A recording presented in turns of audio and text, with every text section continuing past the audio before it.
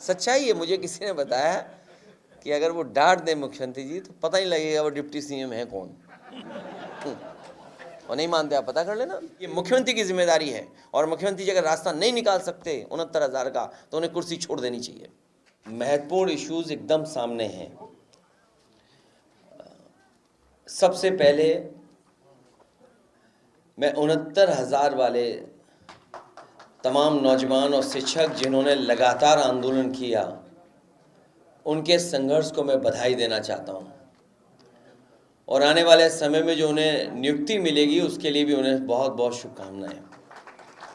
अब सरकार कितना ट्रांसपेरेंट तरीके से और जो कॉन्स्टिट्यूशनल जिम्मेदारी है सरकार की, और सरकार कितना निभाएगी, उस पर डिपेंड करता है कि सरकार कितनी ट्रांसपेरेंट है, जिससे कि बच्चों को न्याय मिल जाए।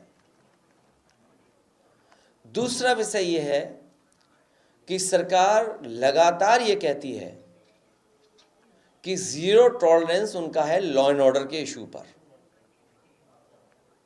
शायद पूरे देश में कहीं ऐसी घटना नहीं हुई होगी जहां ठेकेदार, एजेई, इंजीनियर्स मिलकर के पहले तो घपला घोटाला करें, भ्रष्टाचार करें, और कोई कारण ऐसा बने इंजीनियर की हत्या हो जाए। सोचिए, अपने पेमेंट को लेकर के, अपने मुनाफा को लेकर के हत्या हो जाए।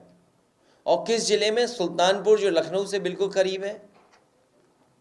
लखनऊ के बाद थोड़ा ही हिस्सा है जो अमेठी का पड़ता, वरना सुल्तानपुर जिला है, राजधानी के बिल्कुल पास वाले जिले में। और कोई हफ्ता नहीं बचता जिस दिन मुख्यमंत्री खुद न कहते हों लॉ एंड ऑर्डर को लेकर के, उनके अधिकारी न कहते हों। अगर कोई बात विपक्ष कहता है तो उसकी काट के लिए अधिकारियों को आगाह कर देते हैं और उन्हीं अधिकारियों के माध्यम से अन्याय कराते हैं। कोई सोच सकता है कि एक पेमेंट को लेकर के एजेई की हत्या हो जाए, एक इंजीनियर की हत्या हो जाए? तो सोचिए कितने बड़े पैमाने पर भ्रष्टाचार उत्तर प्रदेश में चल रहा है। और मुख्यमंत्री जी कहते हैं मुक्ति, जब तक बीजेपी से मुक्ति नहीं होगी तब तक न गरीबी की मुक्ति होगी, न कहीं भ्रष्टाचार से मुक्ति होगी। बीजेपी से मुक्ति होने का मतलब है तमाम परेशानियां, दुख, संकट से मुक्ति होना। और अब जिस बात को हम सब लोग कहते रहे कि संविधान और आरक्षण पर निगाह है भारतीय जनता पार्टी की, उन्हें जब मौका मिलता है आरक्षण से खिलवाड़ करते हैं। संविधान की कैसे धज्जियां उड़ें, कैसे उसमें क्या रास्ता निकाला जाए जिससे अपने लोगों को वो संतुष्ट कर दें या खुश कर दें। अपने लोगों को कुर्सी पे बैठाने के लिए जो ये लैटरल एंट्री का खेल चल रहा है, कोई पहली बार नहीं हो रहा है। न इसमें आरक्षण है, न इसमें संविधान की कहीं जो व्यवस्था है उसका पालन है। अपने लोगों को खुश करने के लिए लैटरल एंट्री कर रहे हैं। और सबसे बड़ा सवाल चुनाव के समय हम लोगों ने पूछा था, मन से रखा था। हम और आप सबने देखा कि उत्तर प्रदेश से लेकर के देश में नैनो यूरिया खरीदवा दी गई। सुनने में ही आ रहा है, हो सकता है ये बात आपकी भी जानकारी में हो कि नैनो यूरिया वाले भी लैटरल एंट्री से आए थे। न नैनो यूरिया से कोई किसान को लाभ पहुंचा है, और अभी तक कोई सरकार के पास रिपोर्ट नहीं है जिसके माध्यम से ये बता सकें कि नैनो यूरिया से इतना लाभ किसानों को पहुंचा है। जो लेटरल एंट्री से लाए थे वही नैनो लेकर के आए थे, यूरिया नैनो। और लेटरल एंट्री वाले बहुत सारे लोग जिस तरीके से भारत से उद्योगपति भागे थे, उसी तरीके से लेटरल एंट्री से नौकरी पाने के बाद कुछ भ्रष्टाचार कर करके भारत छोड़ के चले गए वो। तो हो सकता है भारतीय जनता पार्टी किसी नए भ्रष्टाचार की तैयारी कर रही हो और लेटरल एंट्री वाले लोगों से करा करके वो फिर भाग जाएं भारत छोड़ करके। सुल्तानपुर के जल निगम के इंजीनियर की हत्या होना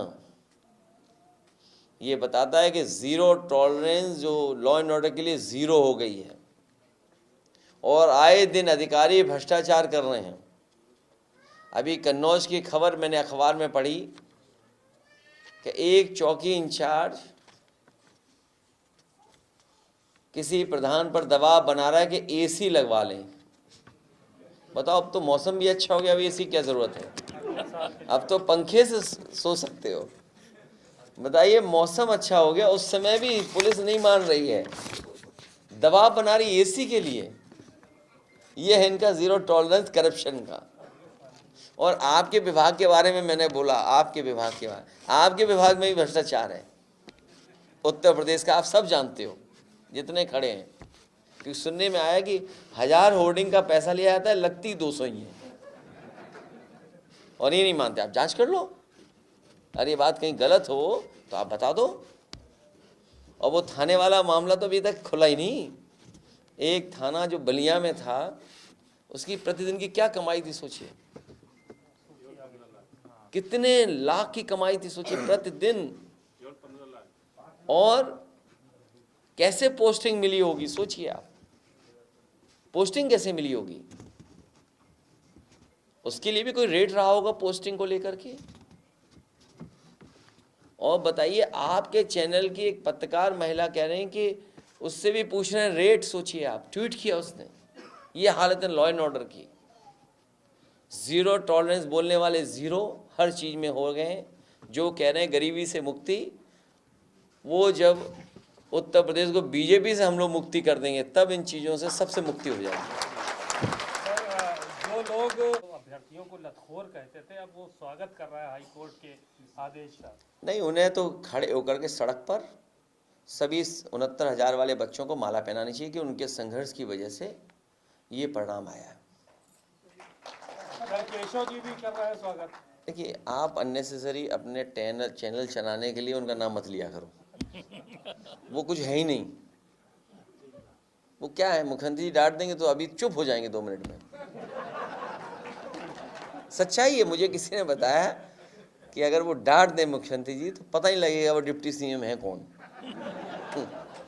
और नहीं मानते आप पता कर लेना। सर, 19 जो लोग हाईकोर्ट का इम्प्लीमेंट करेंगे तो उसमें 19,000 लोगों को बाहर करने देखिए ये हाँ, मेरे बहुत महत्वपूर्ण बात है जो बात आप कह रहे हो। मैं इस बात को थोड़ा सा पीछे ले जाता हूं। बीजेपी की नियत और मंशा हमेशा रही है कि खिलवाड़ हो, लोगों में एक दूरी बने, लोगों में झगड़ा लगे, लोगों में बंटवारा हो, लोगों के बीच में खाई पैदा हो। सबसे पहले जब मेरिट से भर्ती पुलिस की हुई थी, उस समय जो परिणाम बना था, वो पहले जो व्यवस्था थी आरक्षण की, उसके तहत बना था। पूरा रिजल्ट बना हुआ कोर्ट में रखा था, क्योंकि हमारी सरकार नहीं बनी समाजवादियों की और बीजेपी की सरकार आ गई। उस समय तक ये फैसला आ गया था कि जो पिछड़े और दलित के लोग हैं उनको अपनी कैटेगरी में रखना पड़ेगा, उस कैटेगरी से बाहर नहीं जा सकते हैं। हालांकि वो सुप्रीम कोर्ट का फैसला था, हालांकि मूल भावना जो आरक्षण की उसके खिलाफ थी। मूल भावना से खिलवाड़ लगातार भारतीय जनता पार्टी कर रही है। तो जो बच्चों का रिजल्ट घोषित हुआ था, वो पहले वाला जो रिजल्ट बना था जिसमें जनरल में भी बच्चे आए थे, बैकवर्ड और दलित, वो रिजल्ट बना था। 4 दिन बाद रिजल्ट बदल दिया बीजेपी की सरकार ने और उन्होंने कहा कि नई जो व्यवस्था सुप्रीम कोर्ट के माध्यम से आई है उसके माध्यम से रिजल्ट बनेगा। तो उस समय 1800 बच्चे पिछड़े और दलित के लोगों की नौकरी चली गई थी, क्योंकि जब जनरल से वो नीचे आएंगे तो उस कैटेगरी के बच्चों को बाहर निकाल दिया जाएगा। तो ये जितना कुछ घोटाला और घपला किया है, इस सरकार की जिम्मेदारी है। आरक्षण से खिलवाड़ सरकार ने की है और सरकार अपना भ्रष्टाचार, अपना गलत काम छिपाने के लिए बच्चों के भविष्य से खिलवाड़ कर रही थी। ये मुख्यमंत्री की जिम्मेदारी है और मुख्यमंत्री जी अगर रास्ता नहीं निकाल सकते 69,000 का तो उन्हें कुर्सी छोड़ देनी चाहिए। और क्योंकि उन्होंने न केवल पिछड़े दलितों के साथ खिलवाड़ की है, बल्कि जो बच्चे निकलेंगे उनके भविष्य के साथ भी खिलवाड़ की है इन्होंने। इसलिए उनको, जिन्होंने खिलवाड़ किए भविष्य से, उनको जवाब देना चाहिए कि आखिरकार उनके पास इतने बुद्धि वाले अधिकारी हैं, आखिर ये खिलवाड़ कौन कर रहा था, कौन खेल कर रहा था। तो इसकी जिम्मेदारी उन्हीं की है, विपक्ष की नहीं है। और ये जो उस पार्टी के लोगों के जो बार बार स्टेटमेंट आते हैं, वो ये कहते हैं कि नहीं हम भी आरक्षण के पक्ष में, हम भी पिछड़ों के पक्ष में, हम भी जातीय निर्णय के पक्ष में।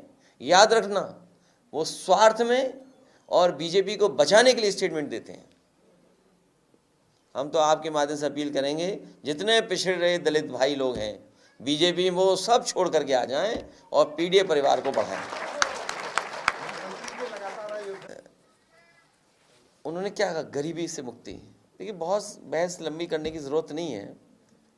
जिन्होंने रात भर जगाया हो सस्टेनेबल गोल्स को लेकर के, याद कीजिए एक बार विधानसभा चली थी और रात भर किसी को सोने नहीं दिया मुख्यमंत्री जी ने, सस्टेनेबल गोल्स को लेकर के। और सस्टेनेबल गोल्स में क्या क्या थे? यही पैरामीटर्स थे।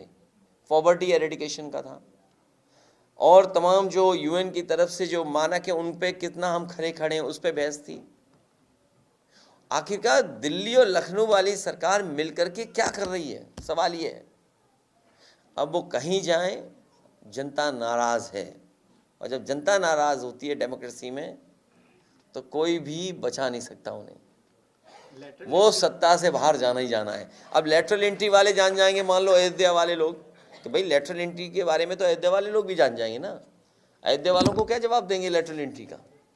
69,000 के बच्चों का क्या जवाब है इनके पास? ये बगल के जिले में जो हत्या हो गई, मान लीजिए, कैसे मारा है? मारते उसके घर पे मार दिया। बताओ, घर पे कोई सुरक्षित है क्या? और आए दिन अखबार हम लोग पढ़ते हैं। हरियाणा और यूपी के एजुकेशन मिनिस्टर कह रहे हैं कि 69,000 शिक्षक भर्तियों के लिए 3 महीने का टाइम मिला है, उसमें हम नई रिपोर्ट तैयार करेंगे। देखिए, मैंने आपसे कहा कि अब सरकार की ट्रांसपेरेंसी की जरूरत है। सरकार को उनकी क्रेडिबिलिटी की बात भी है। जब कोर्ट ने स्वीकार कर लिया, कोर्ट के निर्देश पर यह सूची बननी है अब नई, या जिनकी नौकरी जाएगी वो सरकार की जिम्मेदारी है। सरकार की जिम्मेदारी है नौकरी देना, आरक्षण से जो खिलवाड़ की है उसका जवाब देना, जो अभ्यर्थी हैं उनको नौकरी मिलना, और जिनकी जा भी नहीं उसके लिए भी जिम्मेदार सरकार है। सरकार को रास्ता निकालना चाहिए। आखिर सरकार ने घपला किया कैसे, और जो दोषी हैं उनके खिलाफ कार्रवाई हो। ये कोई नया नहीं है, ये कोई नई बात नहीं है। हम तो देख रहे हैं कि ये कोई नया खेल नहीं है बीजेपी का, ये पुराना खेल है बीजेपी का। इसलिए मैं कह रहा हूं कि आरक्षण को बचाएं सब लोग। इसके फ्यूचर में जो होने वाला है उसको आज ही समझ लें, क्योंकि आने वाले समय में जब 50% अपना आरक्षण ये लोग कर लेंगे, तो मान लीजिए पुलिस फोर्स लगा दी 50% की पूरी, तब क्या करोगे आप? सब अधिकारी लगा दिए अपनी मन मर्जी के, तो क्या करोगे आप? लोकतंत्र कहाँ बचा फिर? बसपा ने 5 प्रत्याशी घोषित किए हैं उपचुनाव के लिए। हमारे सब हो गए, सर सीट शेयरिंग और अगली विधानसभा की भी तैयारी शुरू कर दी। सर हरियाणा और महाराष्ट्र को लेकर भी जो है कोई हमारी शर्त नहीं है। हमारी जो सुझाव है वो हमने दे दिए, हमारी बातचीत चल रही है, जो भी होगा स्वीकार करेंगे। और आप लोगों से भी कहेंगे कि कई जगह जो राजनीति हो रही है उसमें भी पैनी नज़र रखिए आप, खासकर कन्नौज की घटनाओं पर। बीजेपी के लोग ही फंसा रहे हैं, बीजेपी के लोग ही बचा रहे हैं। हारे हुए सांसद से, अगर मुख्यमंत्री जी हारे हुए सांसद से मिल रहे हैं तो इसको भी बस साजिश चल रही है बड़ी। और कई बार भारतीय जनता पार्टी दूध में गिर गई मक्खी तो निकाल बाहर फेंक देते हैं। काम निकल गया, आदमी की जरूरत ही नहीं उन्हें।